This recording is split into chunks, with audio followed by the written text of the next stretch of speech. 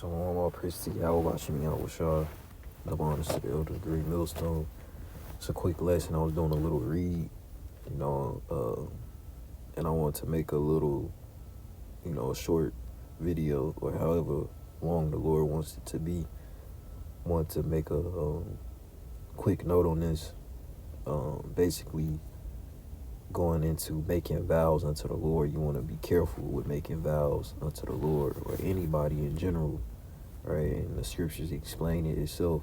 It's Ecclesiastes chapter 5 and verse 4. It says, "When thou vowest a vow unto Yahweh Shem Yahushua, defer not to pay it, for he hath no pleasure in fools. Pay that which thou hast vowed. Better is it that thou shouldest not vow than that thou shouldest vow and not pay." All right, I'm going to read verse 5 again. "Better is it that thou shouldest not vow than that thou shouldest vow and not pay." All right, so it's better for you just go ahead and not, say you're going to do something or a so-called promise to do something. All right, it's just better for you to not make that promise, because then you have to keep it. If you want to do something, you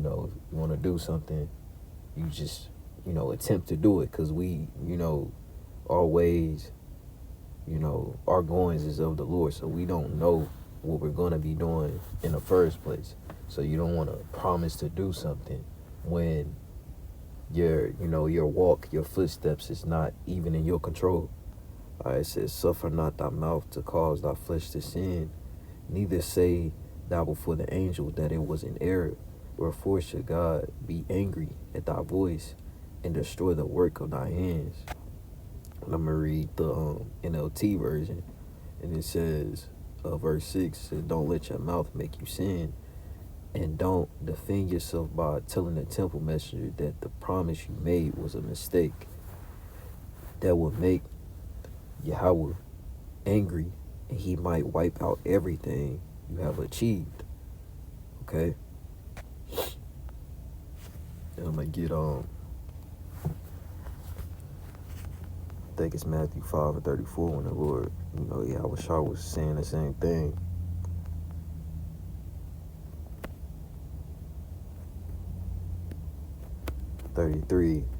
Matthew 5 and 33, it says, "Again, ye have heard that it hath been said by them of old time, Thou shalt not forswear thyself, but shalt perform unto the Lord thine oaths.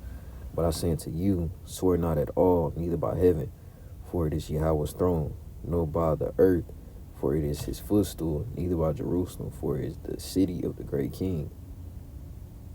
Neither shalt thou swear by thy head, because thou canst not make one hair white or black. But let your communication be yea, nay, nay, for whatsoever is more than needs cometh of evil." So really, you really don't have control of anything, so you shouldn't be making promises, because you may not be able to keep it. That's causing that's causing your flesh to sin by your mouth, because you really don't have control of things. The Lord is in control of everything. All right, this is like let me see. It says in James